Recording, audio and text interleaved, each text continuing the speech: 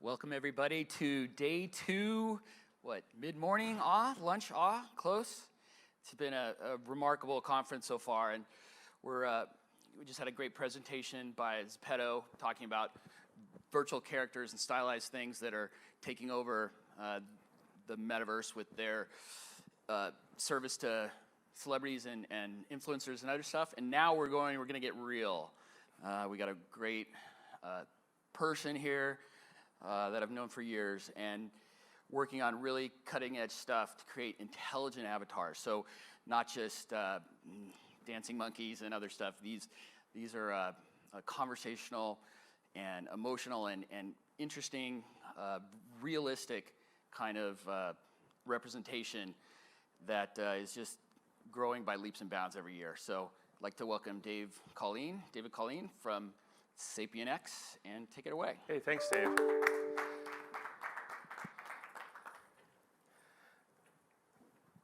Thank you for coming out. I'd love to talk to you today about what we've been up to and leave you with a sense of how, if this is of interest, how you could do it yourself.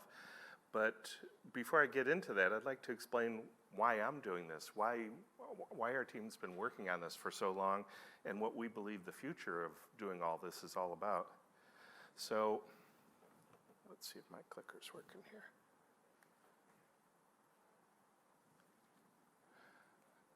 I think I don't have a clicker working. Oops, now it's working too well. Okay, let me try it again here. Okay, so my company is SapientX, and our focus is on making smooth conversation as an interface to a wide range of products. Our customers are car companies, people who make robots, even people making washers and dryers where they think it would be useful to use your voice to communicate with that device. We also believe that that future involves not just a system that's command-based, but one that's conversational, so that you never have to learn or read a manual in order to use that computer that you want to interface with. So that's the premise of what we're doing. But we found along the way in the research that avatars, it turns out, are very important in the equation. You might have heard the old adage that 70% of all human communication is nonverbal. So given that, if only 30% is understood from what I'm saying, why would anybody want to ignore the other 70%? So if you have a good avatar that can deliver a good facial performance and body gestures, that complements the voice in a very positive and measurable way. So there's a lot of research that's happened in the last 10 years on this that supports all that. Some of the key takeaways are that you have elevated trust of 20 to 25% if you have a good avatar. You have elevated user satisfaction, around 25%, if you have a good avatar to go with that voice. Now, as an AI company, our goal is not to be an avatar company, but we want to make it easy for our customers to use our software and to use avatars in their application or their device. So what we've been hard at work at for the last 4 years is a Unity and an Unreal SDK, so that all you have to do is add an asset or a blueprint to your application, and boom, you have a good voice system right off the bat.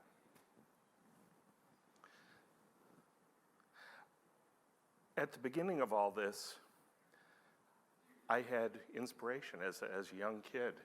I wasn't around in 1927, but this is really where it began with Fritz Lang's Metropolis movie. The idea that you could have a robot that you could talk to was very captivating, and it drew a lot of attention. Finally, it hit the mainstream in 1939 with The Wizard of Oz. I think almost everybody in this room has probably seen The Wizard of Oz, but when that first came out in 1939, it was a magical sort of thing, the notion that you could have talking characters that could interact with you. I was born in 1958. I'm pretty old now. You see Billy Mummy there in Lost in Space. He's 7 years old in that picture, and I was 7 years old when that came out. And the notion that you could have a robot that you could talk to was just wonderful to me, and it made me really want to pursue the field that I ended up in. What I didn't know at that time was also in 1966, ELIZA came out. Eliza was the first chatbot. So if you do the math, chatbots have been around almost as long as I have. There were also on every TV show, it seemed like, ventriloquists at that time. And as a little kid, you could pretend that maybe that dummy was something that you could actually talk to. It certainly seemed like it. So this was in the back of my mind as I'm thinking about all of this. Then some key things happened. First thing is Blade Runner came out in 1982. So you had the notion that there were synthetic characters that looked like humans. Prior to Blade Runner, all the representations of avatars were machines. This was the first time when the notion was exposed to the mass public that you could have highly realistic characters interacting with you and performing tasks for you. 10 years later, this looks very cartoonish now, but Lawnmower Man was the first synthetic character in a movie. So this really got us thinking that maybe we could actually do this someday. And in 2001, it came together in a very slick way in the AI movie. So the way this inspired me is in the mid-90s, we were one of the pioneering companies, my old Planet 9 company, doing talking characters in virtual places. And we became friends with a lot of talented engineers in the San Francisco area. One of them, Karen Marcello, built virtual Stell Arc here for performance artists. This is the very first coupling of an avatar with an AI, 2002. The next year, we brought Karen onto our team and built, with Planet 9, talking characters that you could start interacting with. But the conversation was very wooden. Basic chatbots are very limited in what they can say. They feel very scripted and constrained. So it took a long time before we were able to improve on that. Finally, in 2008, we brought Bruce Wilcox onto our team, and he wrote from the ground up a new conversational AI system that's based in symbolic reasoning. For the first time, we had a back-end, a conversational back-end that could be added into anything to make it conversational. Then the bomb exploded. The bomb was Polar Express. Polar Express was an animated kids movie that started the whole discussion about the uncanny valley. And it was an unfortunate thing. Looking back at it, it was just bad animation. The problem is the characters looked creepy, and the animation was out of sync with the voice and the expression that they were trying to deliver on. And it had the effect in our community of dissuading people from even attempting realistic-looking humans. So a lot of people who could have contributed to this walked away because they figured Uncanny Valley was unbeatable. I disagree. I think it's a glass ceiling, and we're busy going through that glass ceiling right now. Coming up to modern times here, SapientX was formed 5 years ago, and when we were formed in 2016, there was a lot going on that was very exciting for us. The first robots that could walk around. We worked with 2 robot companies back then and built the Furrow and Poca robots that for the first time had a good voice to go along with all the robotic actions. But you can see most of the vision of robots was not realistic humanoids at all. It was abstract things, abstract faces. If you talked with any robot maker in that period, their feeling was that the only legitimate robot had an abstract face. They were scared to do anything humanoid, in part because of Uncanny Valley. Then there was a landmark study that came out a couple of years ago that analyzed user preferences with 157 different robot faces. And what they found was just the opposite of what the conventional wisdom was in the industry.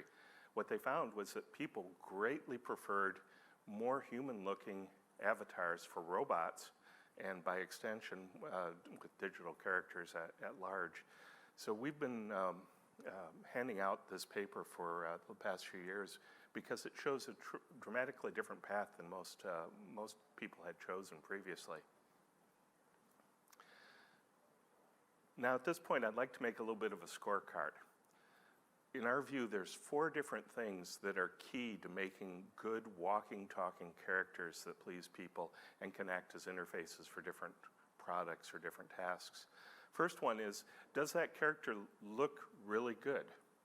Now, looking good has different metrics to it. If you're trying to do a human, it's based on how much it looks like a human.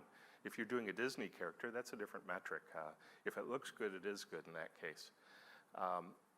The good news is for this first thing, this first bullet point, I think we're 98% of the way there.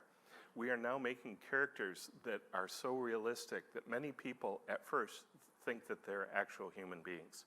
So that's an important bridge that we crossed, and now it's behind us. I would say we're there, effectively. The second thing is do we have a human-like conversational performance? While I'm very excited about what our team has been doing with conversation, I would say we're not fully there yet. When we're working in your car, we only need to perform a very narrow set of tasks, a narrow domain, having to do mostly with navigation, playing your radio, making your windows go up and down, things like that. But what we find is that about half of the user interactions with a voice system are purely conversational. Once they find that a voice system is conversational, they start talking to it. It's just human nature, especially if you're in a car driving along and maybe you're lonely by yourself and you find that you can have some form of a relationship with a synthetic entity in your dashboard. People do. So about half of all human conversation with voice systems is purely conversational. So we want to support that as well, and that's a much deeper task. Right now, our system is able to talk about almost 300 different topics, but there's still a lot out there that we don't talk about. So that's why I say we're only at 90% of the way there. The next thing is a truly conversational AI. We're getting there, but we still have a lot of work to do. And I'll invite you to come by our booth afterwards. We're in the startup section, and come talk to our system so you get a feel of where we are. And before the end of the year, we're going to be launching on our public site the ability to talk to a number of different characters through your web browser. We're getting there every day, but we still have work to do. The place that needs the most work is the animation side of things. It's really difficult to have the expression that the character is exhibiting, whether it's a hand gesture or a body position or just even the blink or gaze of that character. It's really difficult to have that happen automatically in a very convincing way. We're hard at work at it, but it's something that's going to take a while to get straight. There's some good news, and I'll share that good news with you in a moment. There's been some titans who have carried large amounts of water to get us to where we are today. One of them is Jorge Jimenez in Spain. He was a professor doing subsurface scattering shader work, and he was generous enough to publish all of that at SIGGRAPH. And so a lot of people followed his very detailed papers and have added and added and added to make characters look more realistic, such as Shader Toy doing highly realistic eyes based on Jorge's work just 2 years after his published paper. Now, Jorge went on to be the head of technology in a large game company doing Call of Duty and making very realistic characters for games, but he still influences everybody working on this. One of the groups he influenced was Three Lateral, who was producing Service Bureau game characters in very high resolution for popular games. They got acquired by Epic, and I assume many of you know about the metahumans that came out in February. Well, those were the Three Lateral characters and technologies that were acquired by Epic. And that has really changed our playing field a lot because it makes it super easy for each of you to get free, high-resolution characters that you can bring into your game or your application. Now, our own work in this really got cranked up 4 years ago when we brought Alex Hessler from Pixar to head up our high-resolution character work. So we've been working hard for 4 years to try to get this nailed. And Alex brought Jack Kim, who was lead character animator from Tippett Studios, Jack's worked on 40 different movies, including things like Pacific Rim and vampire movies and werewolf movies. As good as Jack was, our characters being animated by Jack still seemed a little artificial. You might mistake their looks for being real humans, but you would never mistake their motions from being real human. So that's a big area that we need to continue working on.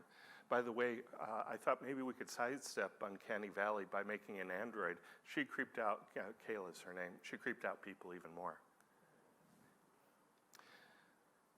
A year and a half ago, Samsung really shook things up at CES. They released the Neon project, and it was an important project because they were showing the possibility of having high-resolution characters on large screens, and it really opened a lot of people's eyes and got people thinking about it.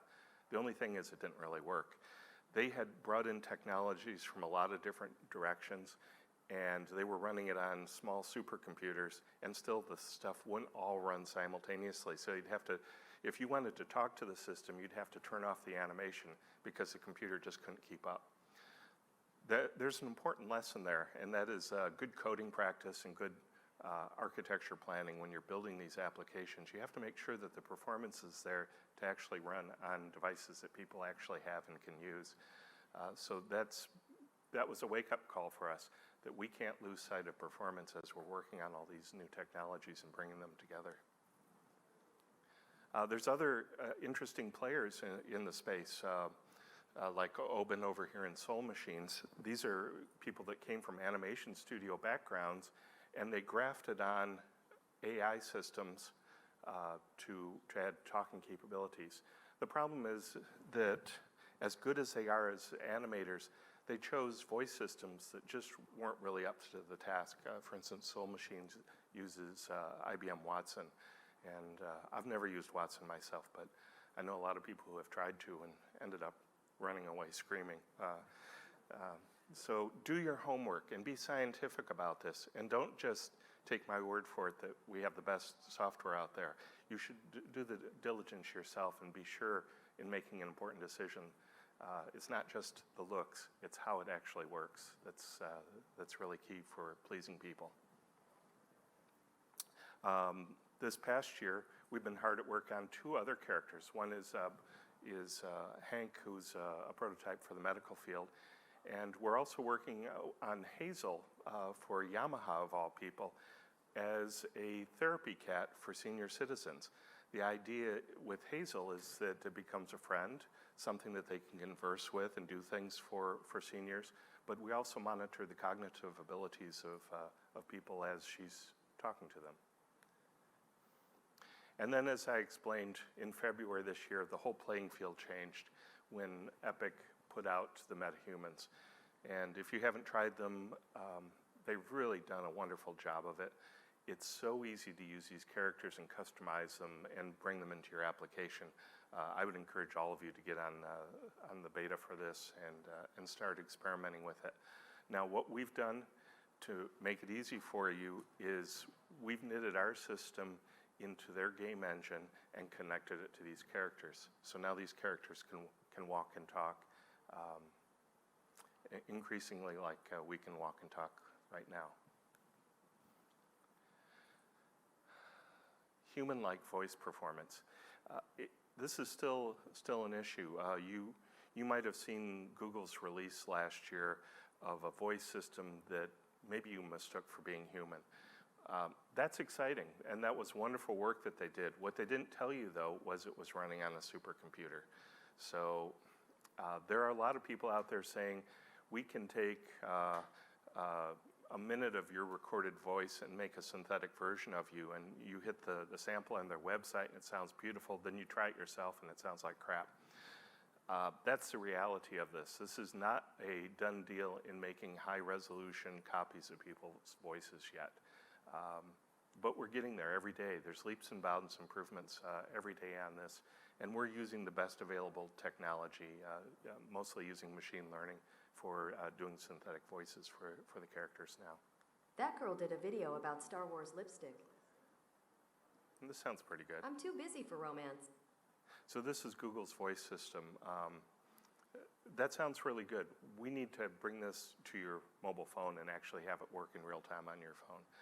That's what our goal is.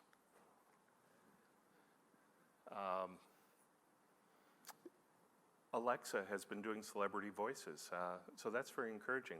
They're bringing it in real time into your home. So all this is coming very, very soon to you. There's a controversy going on right now. If anybody didn't know that Tony Bourdain is dead now, he is dead, and they made a documentary on him, and they were missing a key voice snippet, so they synthesized his voice, and a lot of people are pissed off because they didn't ask permission to do that. So I'm going to skip ahead because we're running out of time here. We were actually, it's lunch after this, and we can skip some questions if you want to keep going too. Either way. Well, let me breeze through and just say that a lot of the technology that we're working with right now is based on wonderful things that other people have done. USC developed Smart Body, and we're using a more advanced version of Smart Body to power our characters right now. There are exciting AI-driven animation systems that are researchy right now. Perhaps we'll see product announcements at the show here where some of these things have been productized. But for the first time, an AI can drive a character better than Jack Kim, our professional animator. And that's exciting because that means that we can set up a proper AI system that's learned from videos of actual human beings that can create an on-the-fly performance that's very convincing. This is some of the early work that NVIDIA showed, and Unity with Kinematic was showing a rule-based system. You also have the deepfake systems that are able to, on the fly, create animation based from stores of video footage from Obama and the like. And this is the most exciting thing to me right now. This fellow Stark is really leading the charge in doing characters that are completely synthetically driven based on machine learning. So I think you'll be seeing products, if not this year, definitely next year, around this capability. So this is the character that we're showing right now, Sage, and this is our state of the art currently. Sage, I think, looks great. She speaks pretty well. Her motions are still a little raw. This is a work in progress. Every day we get a little closer to our goals. For the first time, though, we're starting to offer this to customers in digital signage formats on screens that are this tall. So you can stand eye to eye with a character and talk with them. And for the first time, the character's not small on your phone or your iPad. It's full size, and it changes the dynamic. And it also, because you can see the little hairs coming out between the eyebrows, for the first time, we're held up to a higher standard. We really have to get this right, and it's something we're working hard on. So with that, we might have a couple minutes left for questions. Does anybody have any questions out there? Yeah, you can step up to the mic if you have something. And it's clearly a remarkable time. And how are you finding the blending of the more realistic avatars, the better AI and everything else combining to be a result more than just one element? So and how do you see it coming together? Well, so I measure all this by what our customers' visions are, what they come to us with that they're excited to do. I was just in Munich at a show, and Deutsche Bahn, the railway company, came up to me and said they had been working on characters that are full size that could be guides in the train station. I know I've been in those German train stations, and your train's leaving on track 57, and it's a huge station, and you're really looking for somebody who can tell you where to find that train track. Or you get off the airplane and you want to know where your connecting flight is. If you had one of these characters waiting for you at the end of the jetway, they could do that. But there's so many other uses.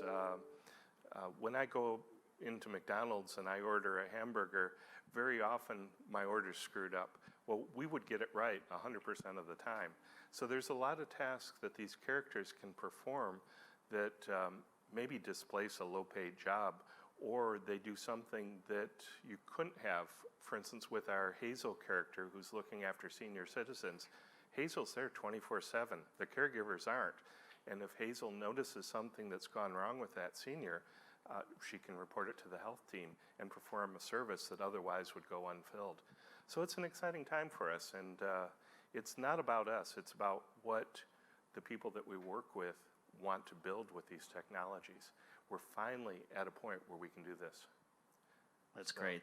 Oh, sorry. Thanks very much. That was amazing. Thanks everybody for coming out, and